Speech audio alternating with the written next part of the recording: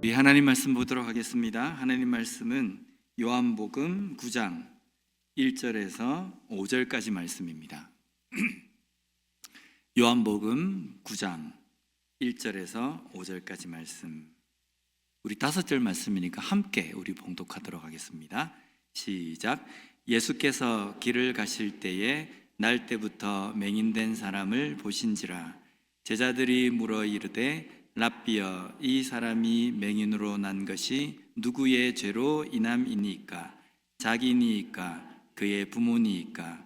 예수께서 대답하시되 이 사람이나 그 부모의 죄로 인한 것이 아니라 그에게서 하나님이 하시는 일을 나타내고자 하심이라.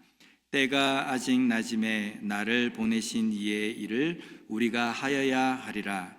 밤이 오리니 그때는 아무도 일할 수 없느니라.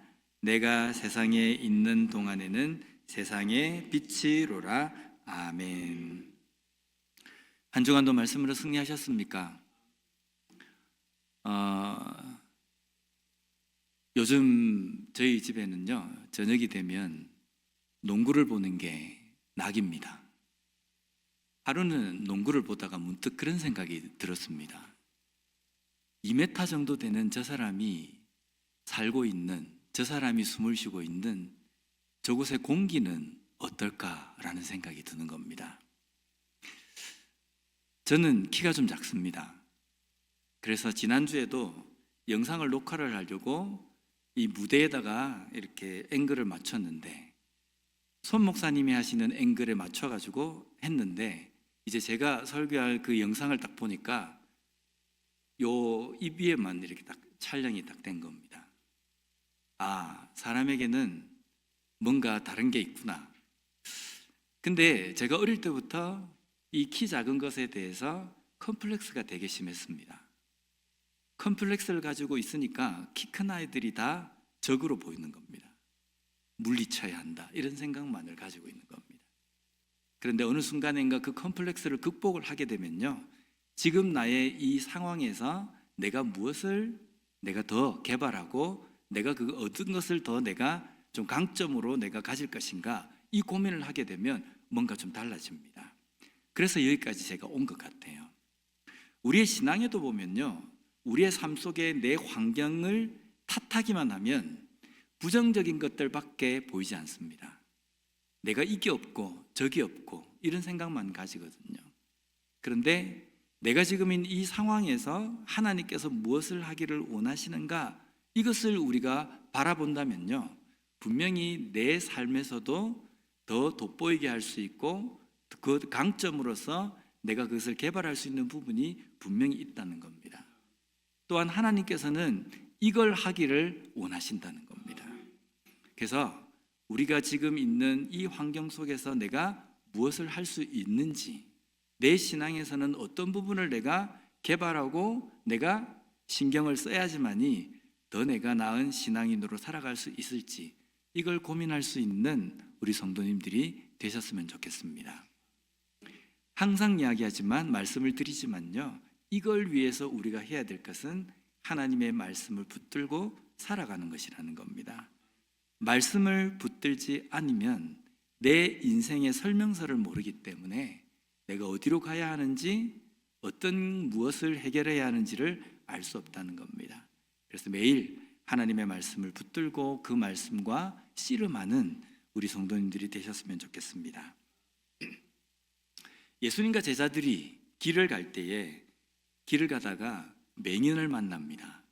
이 맹인은 태어날 때부터 앞을 한 번도 보지 못한 맹인이랍니다. 태어날 때부터 한 번도 앞을 보지 못했다라고 하면 어떤 느낌이 드십니까? 이 사람은요, 빛이 무엇인지 모릅니다. 그리고 사람이라는 게 어떻게 생겼는지도 모르는 겁니다. 내가 내 얼굴을 만지지만 다른 사람은 어떻게 생겼을지 모른다는 겁니다. 그리고 색깔이 무엇인지 이런 것들도 전혀 모르는 상황입니다.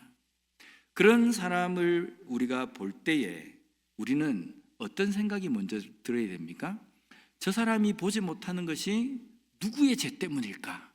저 사람이 죄가 많아가지고 태어날 때부터 맹인으로 태어났을까? 이런 생각이 들겠습니까? 그럴 수도 있겠다라고 생각할지 모르지만요, 이건 너무 잔인한 생각입니다. 제자들이 예수님에게 이렇게 묻습니다. 2절 말씀을 보면요, 제자들이 물어 이르되 랍비여, 이 사람이 맹인으로 난 것이 누구의 죄로 인함이니까? 자기니까 그의 부모니까? 이 질문을 할 수도 있겠구나라고 우리가 생각할 수 있습니다. 그런데 이거는요, 너무 잔인한 질문입니다. 지금 이 사람은 한 번도 앞을 본 적이 없어요. 적어도 그런 사람이 태어날 때부터 지금까지 온 인생을 생각을 해본다고 한다면 마음속에 이런 생각이 먼저 들어야 됩니다. 참 안 됐다. 얼마나 힘들었을까? 얼마나 괴로웠을까? 앞이 보이지 않기 때문에 한 번도 달려보지도 않았을 겁니다. 그리고 사랑하는 가족의 얼굴도 본 적이 없을 겁니다. 그래서 어쩌면 동정심이 먼저 가야 된다는 겁니다. 그런데 지금 제자들은요, 이게 누구의 죄 때문입니까? 라고 묻는다는 겁니다. 우리가 공감이라는 말이 있습니다. 이 공감의 사전적인 의미는 이렇습니다. 자기도 그렇다고 느끼는 것 또는 그러한 기분이라는 겁니다. 상대방의 상황을 보고 나도 그 사람이 느낄 감정을 느끼는 것이 공감이라는 겁니다. 여기 계신 우리 성도님들은 공감 능력을 갖고 계십니까? 갖고 계실 겁니다. 반드시 가져야 합니다. 사람이라고 한다면, 특히 그리스도인이라고 한다면 이 공감 능력이 뛰어나야 합니다. 공감 능력이 없는 사람이 있습니다. 태어날 때부터 전두엽에 장애가 생겨가지고 사람들의 감정을 공감할 수 없는 그런 존재로 태어난 사람이 있습니다. 그런 사람을 흔히 우리가 사이코패스라고 이렇게 이야기합니다. 이 사람은요, 누군가가 웃는 모습을 볼 때 웃는다라고 이렇게 보지 못합니다. 누군가가 슬퍼하는 표정을 하고 있을 때에 저 사람이 지금 슬퍼하고 있구나라고 이렇게 분별을 하지 못한다는 겁니다.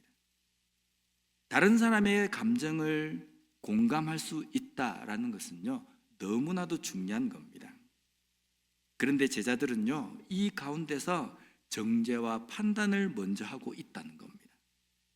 오늘날 그리스도인들 중에서도 보면 이 정죄와 판단을 너무 쉽게 잘 하는 사람이 있습니다. 저는 자주 이런 표현을 씁니다. 그리스도인은 정죄와 판단이 전공인 사람들이다. 그 어떤 사람들보다 다른 사람을 판단하고 정죄하는 데에 아주 도 같은 사람들입니다. 이게 그리스도인입니다.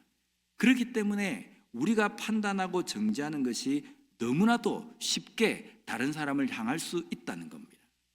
그리고 이 정죄와 판단 가운데에 공감 능력이 결여된 부분도 분명히 있다라는 겁니다. 공감할 줄 아는 그리스도인이 되어야 합니다. 공감을 잘하는 그리스도인이 되어야 한다는 겁니다. 왜 공감할 줄 아는 그리스도인이 되어야 하냐면요, 공감을 할 수 있어야 다른 사람을 위해서 기도해 줄 수 있기 때문입니다. 다른 사람의 아픔과 다른 사람의 상황을 나의 어떤 문제로 느낄 때 그 사람이 긍휼해지고 그 사람을 위해서 기도해 줄 수 있는 겁니다. 이 공감 능력이 없으면요, 다른 사람이 어렵건 힘들건 기도해 주려고 생각할 수 없다는 겁니다. 우리가 예수님께서 우리에게 말씀하신 내 이웃을 내 몸처럼 사랑하라는 이 말씀을 우리가 실천하기 위해서는요, 이웃에 대한 그 문제에 대해서 공감할 수 있어야 된다는 겁니다. 공감할 수 있을 때에 우리는 기도해 줄 수 있고 내 몸처럼 다른 사람을 사랑해 줄 수 있다는 겁니다. 요즘 우리가 누가복음을 계속 아침마다 묵상을 하지 않습니까? 그 묵상을 하다 보면 자주 나오는 인물 중에 한 사람이 서기관들과 바리새인들입니다. 종교 지도자들입니다. 그런데 저는 이 사람들을 보면서요, 너무 자주 나오니까 아침에 묵상을 해야 되는데 이 사람들의 이 문제만 자꾸 묵상이 되는 겁니다. 그 어떤 때는 짜증이 날 때가 있어요. 어떻게 사람이 이럴 수 있을까?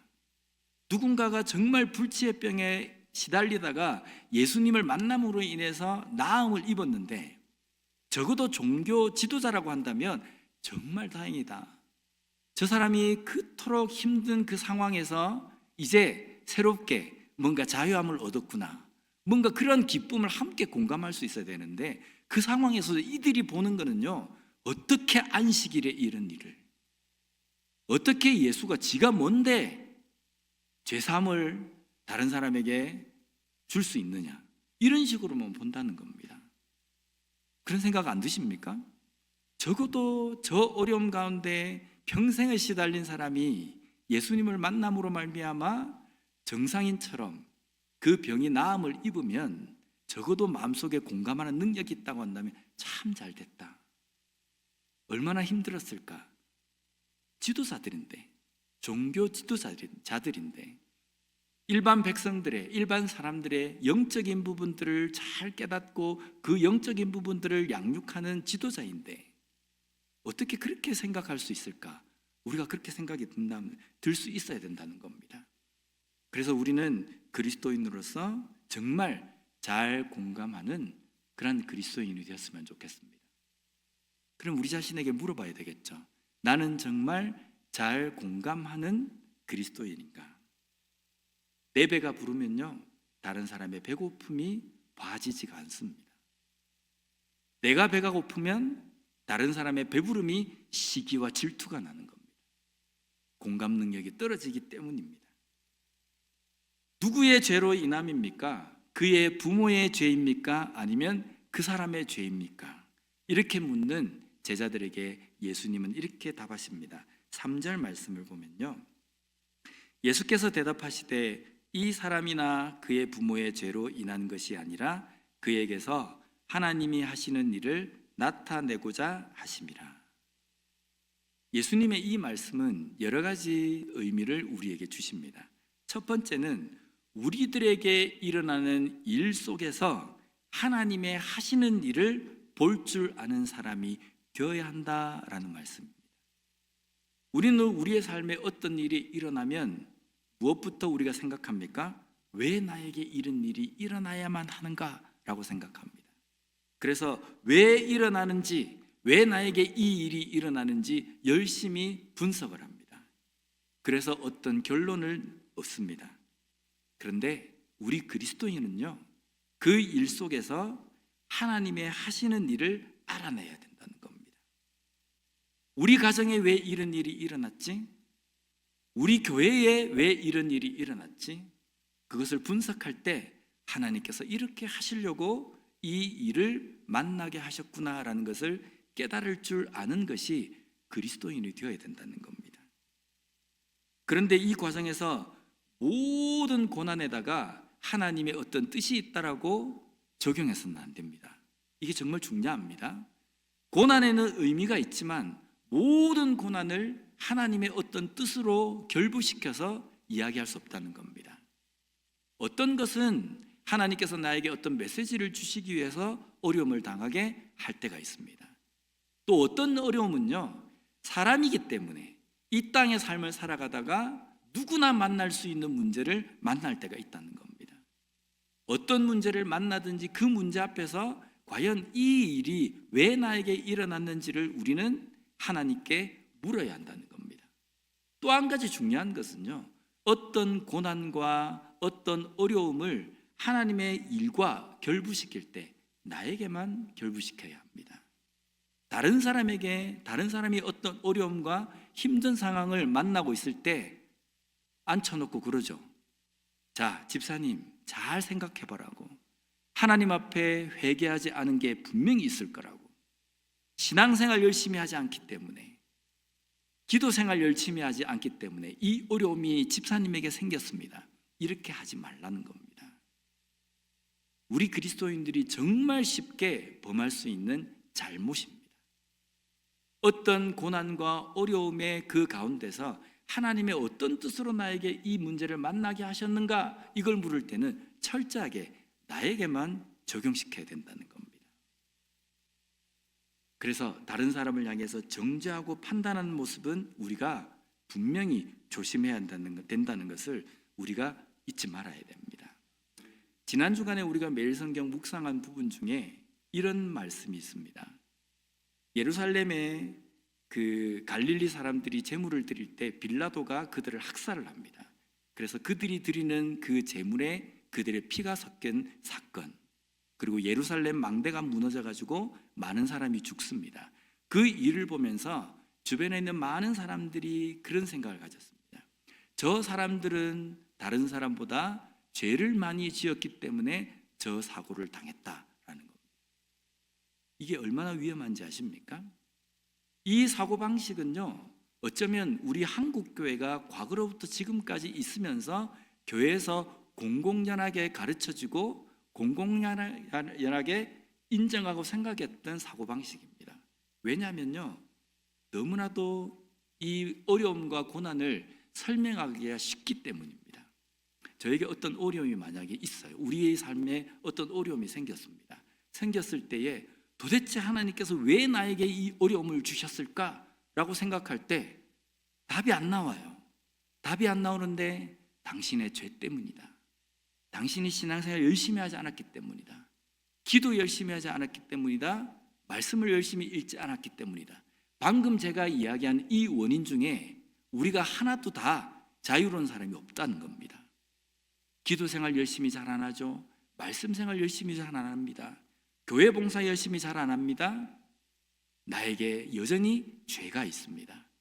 그렇기 때문에 어려움을 당할 때 당신의 죄 때문이다 라고 하면요, 모든 답이 다 해결이 되는 겁니다. 너무나도 교회에서도 말하기 쉽습니다.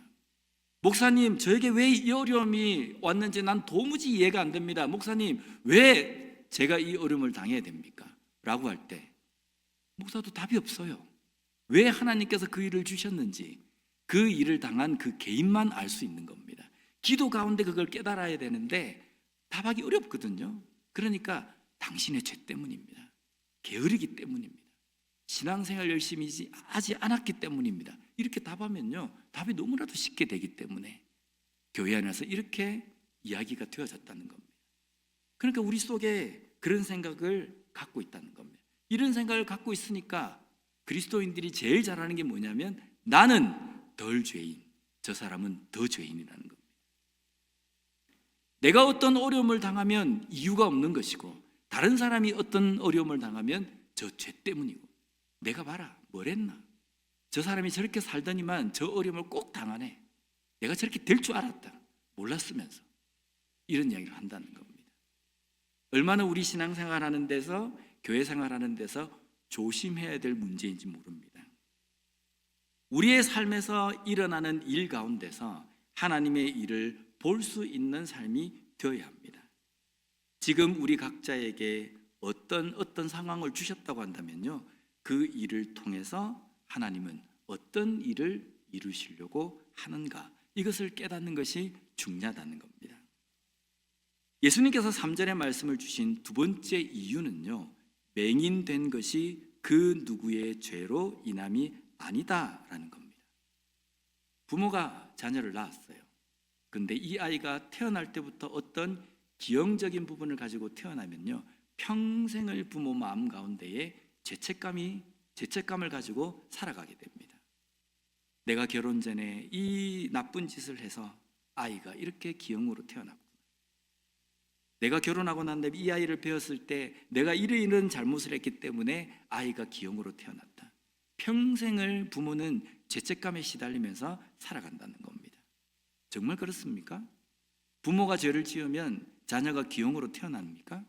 자녀가 기형으로 태어나는 것이 부모의 죄 때문입니까?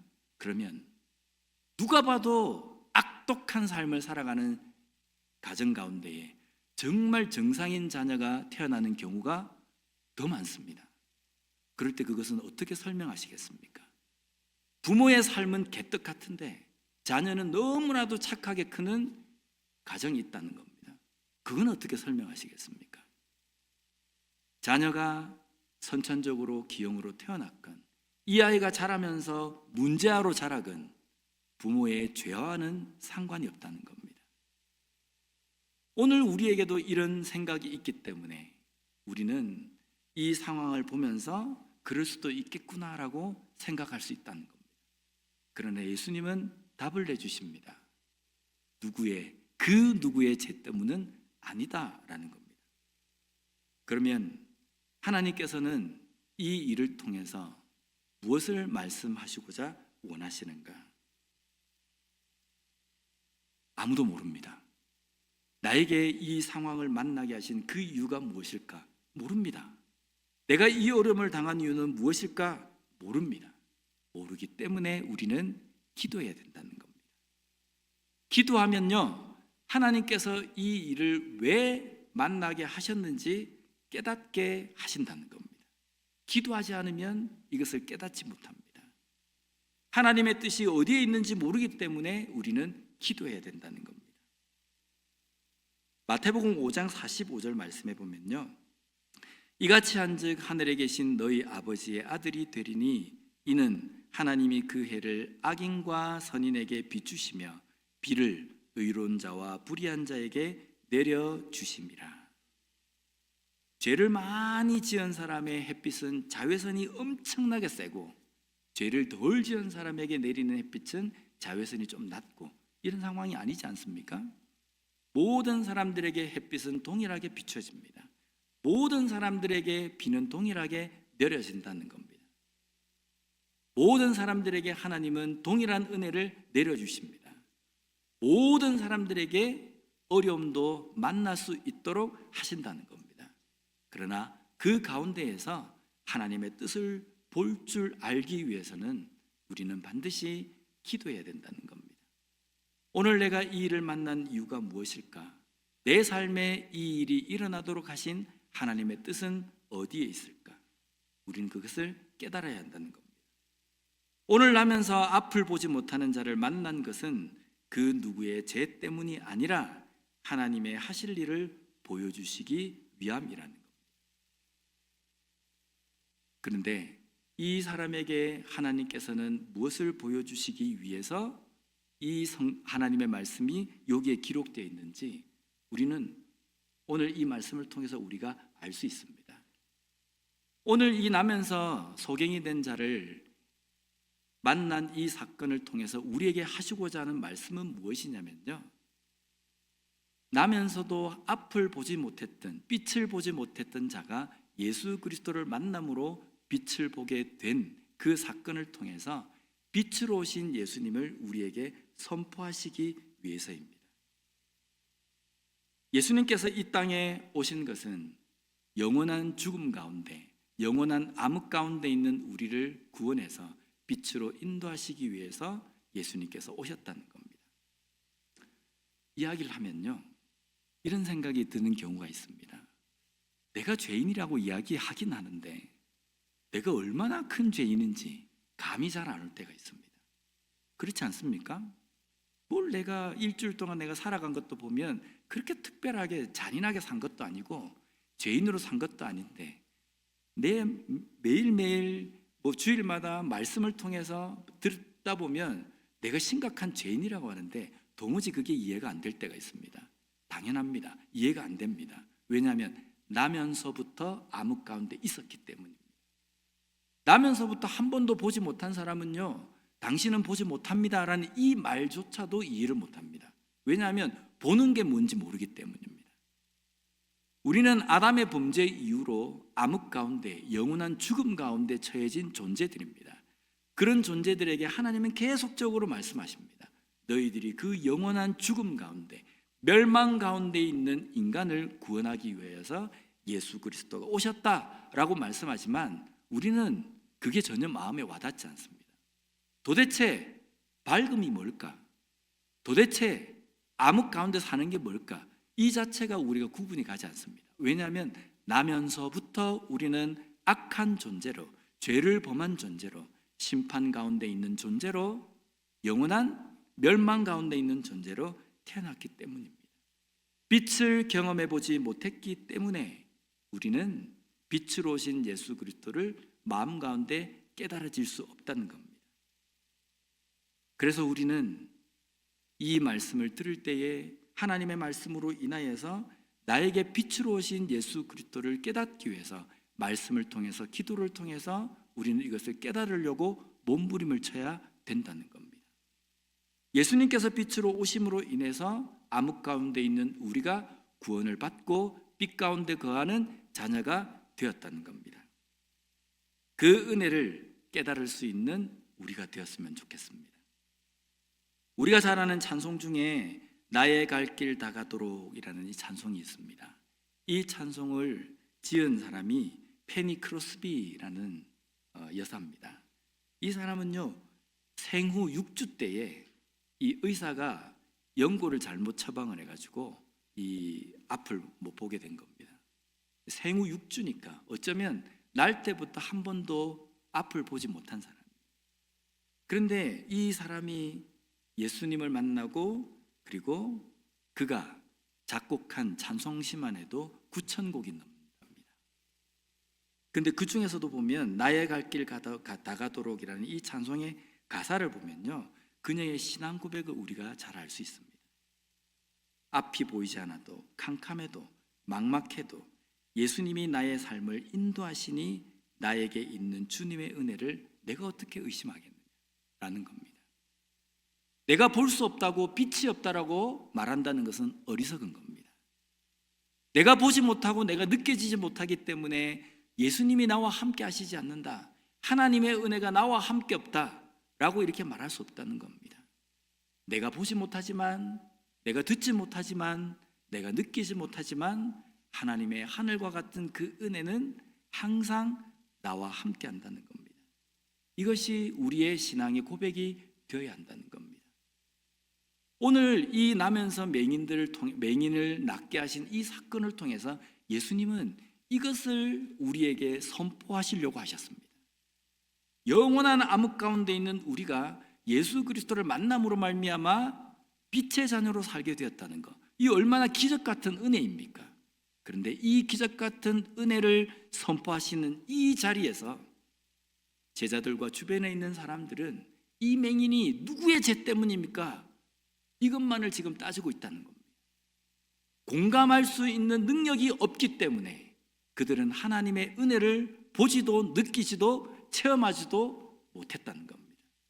우리가 하나님의 은혜를 느끼고 누리려고 하면 우리의 마음 가운데 공감 능력이 있어야 합니다.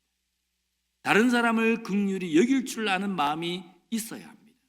다른 사람을 용서하고 사랑할 줄 아는 마음이 있어야 하나님의 놀라운 은혜를 깨닫고 그것을 누릴 수 있는 삶을 살 수 있다는 겁니다.